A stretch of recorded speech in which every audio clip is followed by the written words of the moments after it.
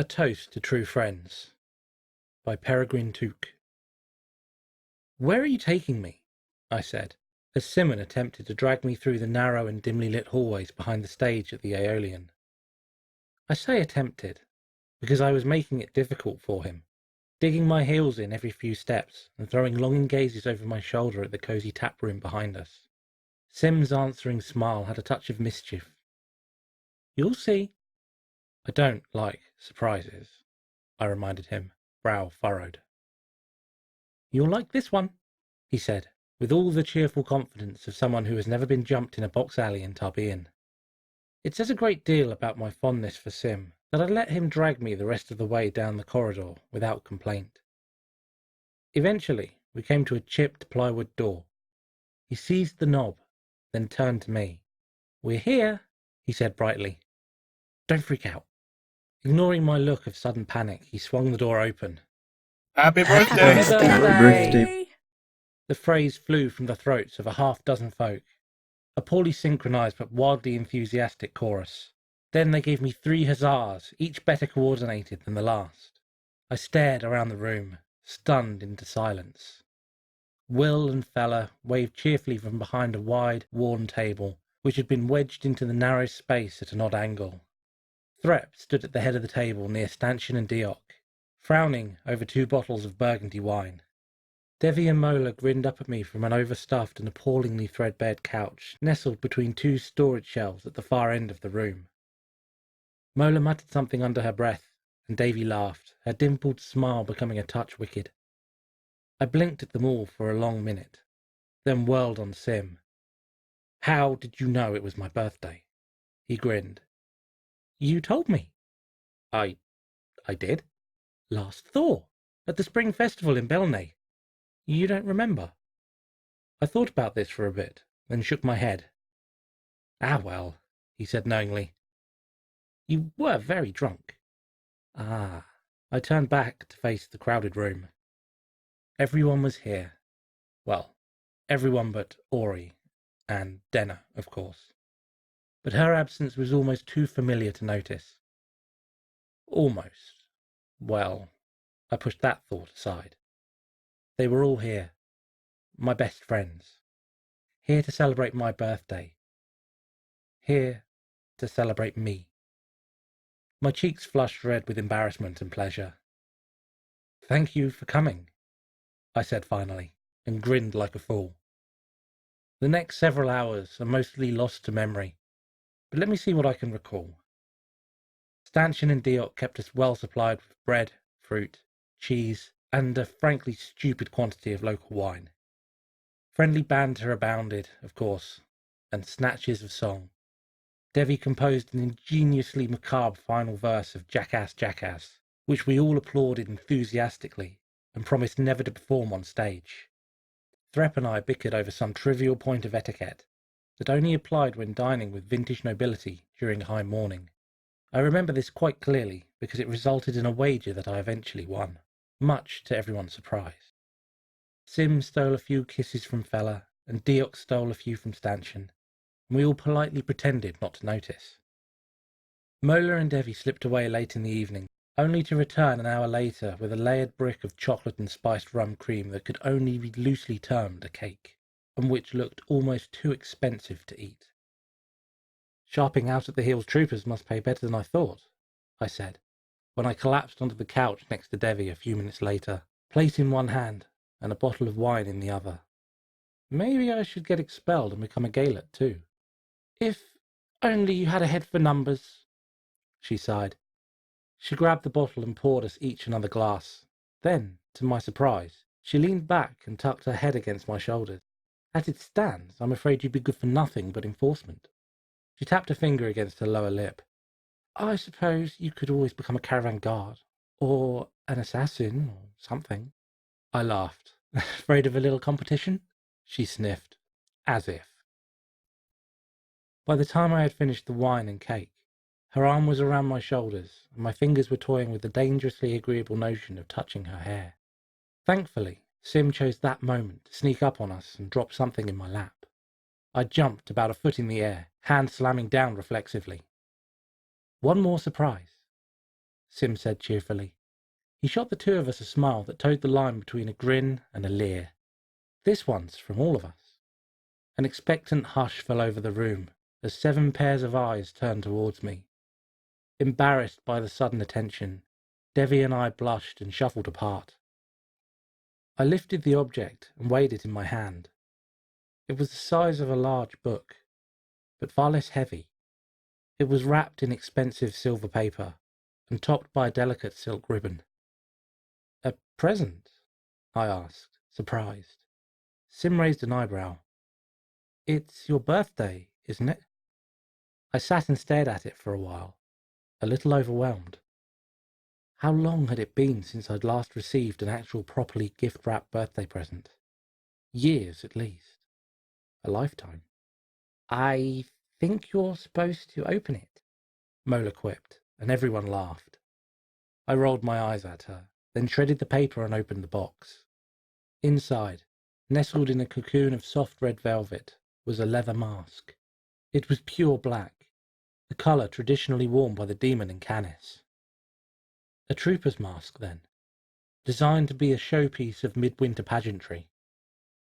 In spite of its simple colouring, the mask was fiendishly complex, as if the maker were determined to demonstrate what a master of the craft could accomplish in monochrome. Sharp flanges of the cheekbones and brow lent it a lean, vicious beauty. Silver lined each eye-hole and every edge. A narrow silver plate marched up the bridge of the nose and fanned out across the forehead before exploding into a tangle of metal and leather that called to mind the gates of hell. Each leather tongue in the wild crown had been embossed with the likeness of a man or woman standing alone in a pit of fire. They had thrown up their hands and thrown back their heads, and it was impossible to tell whether they were dancing or burning, or both. It was a strange and wonderful gift, as disquieting as it was beautiful. More importantly by far, it was familiar. In all my life I had only ever seen one mask that compared to it in either craft or form. I became dimly aware that Sim was speaking. "Said your father had owned a Solani. So I asked around a bit, and it turns out that Threp knows Solani from way back. Something to do with a wager they had going on for years. Anyway, Threp called on him and asked if he remembered an Incarnis mask he made for a trooper named Arladin years ago. And Solani said, 'Remember? How could I forget? That was the finest mask I ever made.' Then he brought out this book full of old sketches, and they haggled for a while, and... Quoth, are you all right?" I nodded vaguely as my fingers stroked the black leather. Sim's tone grew worried. "I know it's less flashy than your father's was, but, well, we talked about it, and we decided you'd rather have one with some distinction. Besides, since you're not likely to play in Canis anytime soon..." He trailed off again.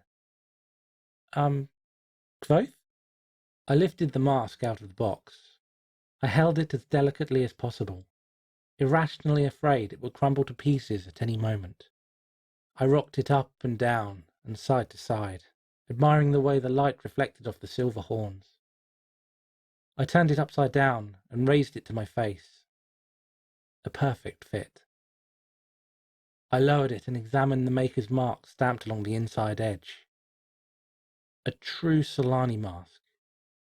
Mine. I marvelled at the thought. Sim cleared his throat. "Quoth?" he said again. I looked up at him, mouth working silently as I searched for something, anything to say. That was when I burst into tears. Mortified, I buried my face in my hands and fled from the room. Sim followed me into a cramped alley behind the building. There he waited, patient as a priest, while I cried it all out in the bitter cold. I cried for the boy who once rode his father's shoulders through the wild crowd festooned in white, fingers clenched tightly around the horns of a magnificent black mask. I cried for the boy who had been bailed, barefoot and bloody, out of a back alley snowbank by a black masked stranger on a colder, harsher midwinter night, many years later.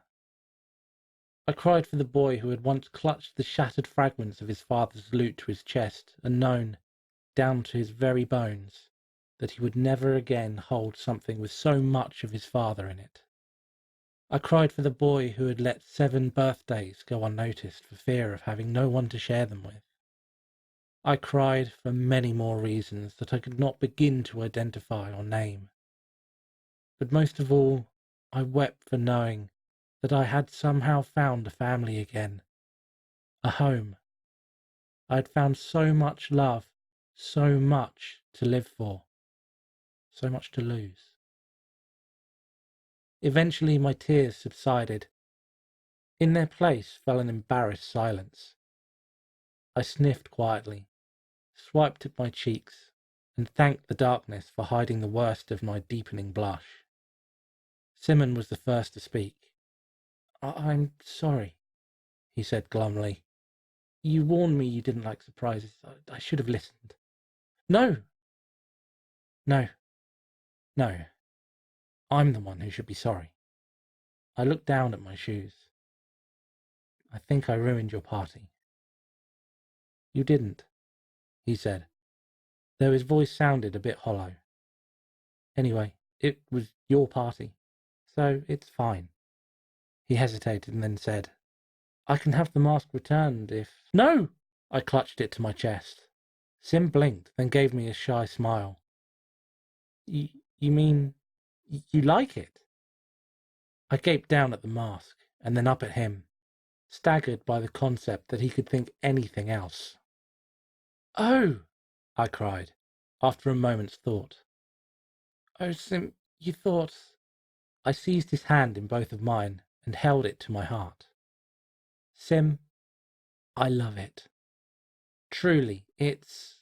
Then, because there are times when words are useless, I flung my arms around his chest.